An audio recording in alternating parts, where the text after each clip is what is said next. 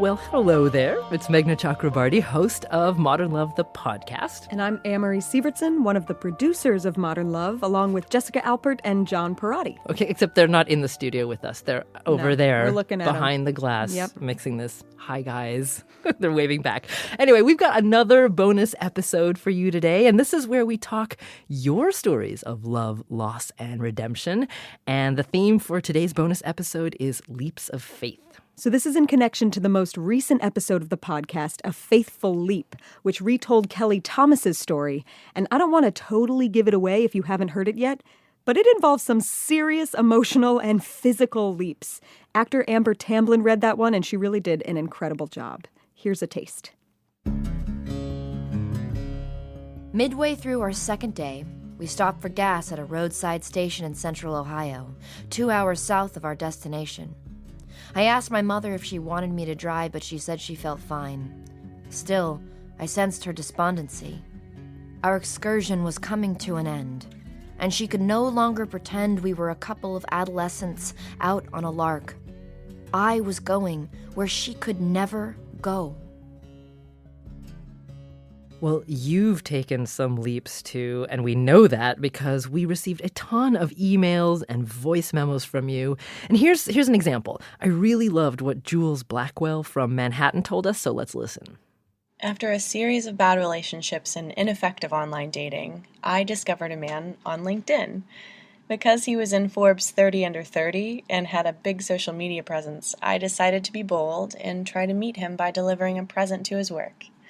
Because his company has 2 offices in Manhattan, I went to the wrong one first, to ultimately meet him and give him, quote, the best surprise of his life.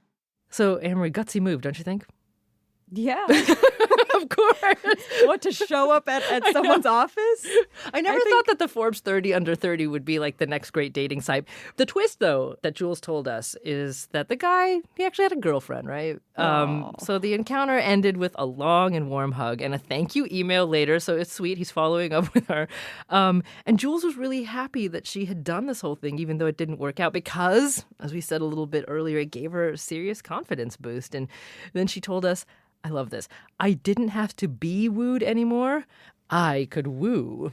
I love that that was the takeaway, and not that you probably just shouldn't show up at someone's office, but power to you, Jules. Well, you know, a lot of people wrote in about taking a leap of faith because of something entirely different, bureaucracy, specifically immigration visas, and how the desire to be together motivated 2 people to get married. But Emery, as you can imagine, maybe the timing isn't always perfect. If the visa is the reason why you're getting married. And so then the visa comes to feel like this kind of strange interfering presence in the relationship. So take a listen to this. It was sent to us from Mexico.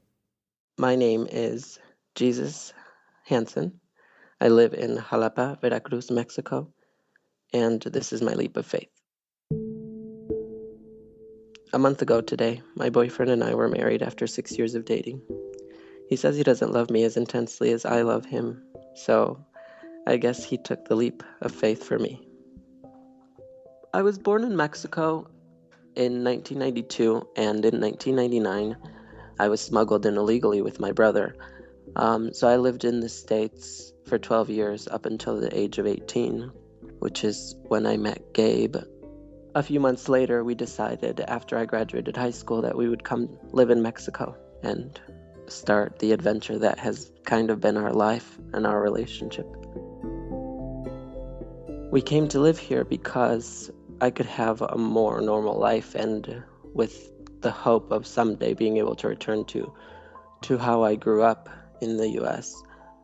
I think that when he decided to propose to me about a year ago, he decided that he wouldn't leave me here, even though I think that in relationships, you fall in and out, not necessarily in and out of love, but you fall in and out of each other.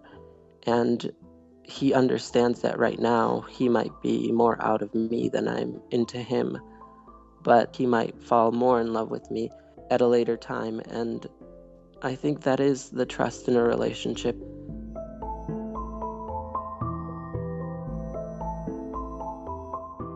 He makes ballet productions, he makes costumes. So we have never had whole year of being with each other. He leaves for about 2 months and he's here for about 4 months. Sometimes he's here for 2 weeks. Whenever we're apart, he sends me emails and he calls them letters. So the last letter I received from him was 2 days ago, and it was entitled Letter from a Loving Husband. There's a line in it that I would like to read.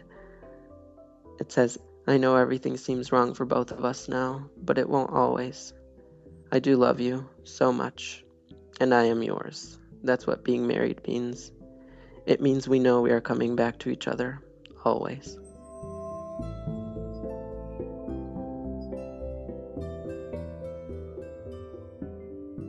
So I want to share another one. This one was just written in, no voice memo this time. This is Amanda from Morocco, and she writes, "We met by chance on a street in Marrakesh when I looked at him and immediately knew he was the one.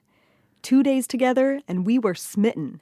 A second trip and 4 hours after arrival, we were engaged and now married for 10 years. Oh, love at first sight. Which I have to admit, I didn't really think was a real thing. But It's a thing. It's a thing. We got so many submissions from people who had been in long-term relationships. They see someone across the street and suddenly Lightning their whole bolts. Yeah, life changes. I mean, it's true.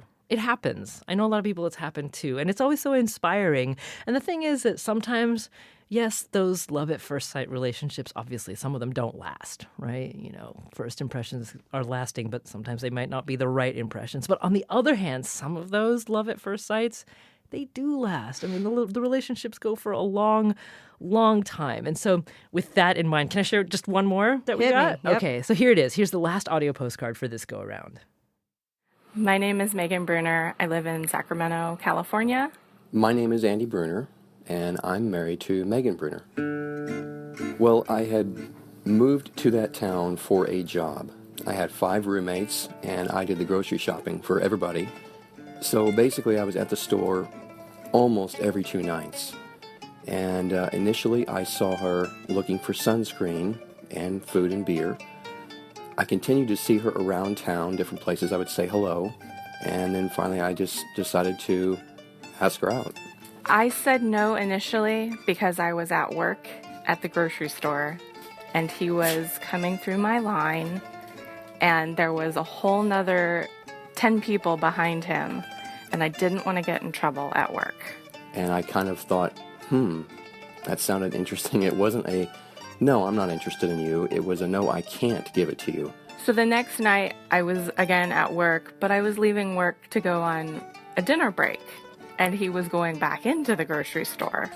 And I saw him in the parking lot and decided, hey, I can give you my phone number now. I just immediately thought, I'm going to mess with this girl and see how her sense of humor is, because that's very important to me, is a good sense of humor. And he said, oh, no, I don't want it anymore. And she looked crushed. I quickly said, I'm just messing with you. Yes, I want your number. When Megan and I first started hanging out, she would come over every evening and we would just talk incessantly for typically 4 to 6 hours at a time, just talking and talking about our life story and our divorces and what we'd been through, what we would never tolerate again. I wanted to lay it out thoroughly for her, probably like I never had for anyone else. And she did the same for me, which was pretty interesting because she was 10 years younger, but she had gone through the same thing pretty much I had gone through, which was a bad divorce, a spouse that cheated on us. And so we had a lot in common in that way, but we also found out we had a love of music and a love of the outdoors and a love of travel. And so we just had so much in common that we were together every night. Every day together for a whole week, and it was kind of the circumstances at home at my parents' house, and it was, nope. You know, we don't know this guy. You're staying out till 3 or 4 in the morning. This is unlike you. And they kind of laid out an ultimatum that she needed to stop doing this. And I kind of laughed when they said this to her, and I said, you're 20 and divorced. What are they doing that for? And she couldn't understand it. And I said, hey, you have a place to stay if you want. No strings attached. And she looked at me like, are you crazy? And I said, no, I'm dead serious. You know, you can have my room, and I'll sleep out on the couch, and my roommates are cool. They're good with it. You know, you can just have a place to stay. And so I moved in after knowing him for a week. And now we've been married over 14 years. Oh, sorry, there go the dogs. I think we're going to put them outside. Come on, go outside. Wow, 1 week. They knew each other for a week, and then they move in together, and now, 14 years later, dogs barking, birds chirping. You're right, I'm becoming a believer, slowly but surely. It can happen in the grocery aisle. It can happen, as you'll hear in next week's episode, on an airplane. And now we actually want to hear your stories about where you met your special someone. Science museum. A science museum. Magna's going to share right Sorry, now. TMI. In a science museum. We want to hear them. Write them down. Record a voice memo with them. Send it to modernlove@wbur.org. And make sure to tell us where you live, because we know that you're listening to us from all around the world. So let us know where you are. And by the way, we've got a map. Yes, of we have where, this worldwide map that is growing, and we want to put you on it. So don't forget that detail. And you can see the map, by the way, at wbur.org/modernlove. The next episode of the podcast comes out a little later this week, so don't forget to download that. And Amory Sievertson, one of the producers of Modern Love, the podcast, and now official believer in love at first sight. Thanks so much, Amory. Thanks, Magna.